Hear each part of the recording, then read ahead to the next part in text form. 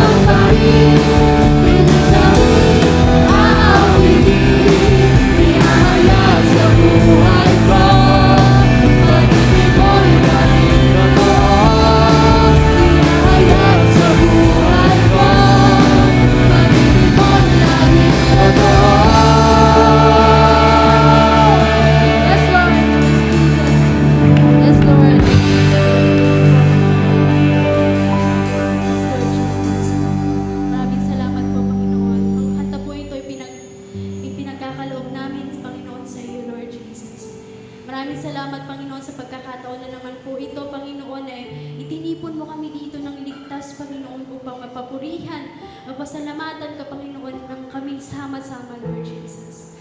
Maraming salamat, Lord God, sa service na ito, Lord. Dinadalangin ko na simula sa umpisa, ngayon, Panginoon, hanggang sa magwakas ang service na ito, katagpuin mo kami, Panginoon.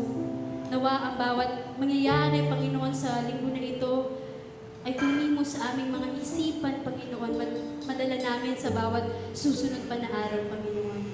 Maraming salamat po, Panginoon. Ito lamang po ang aming dalangin.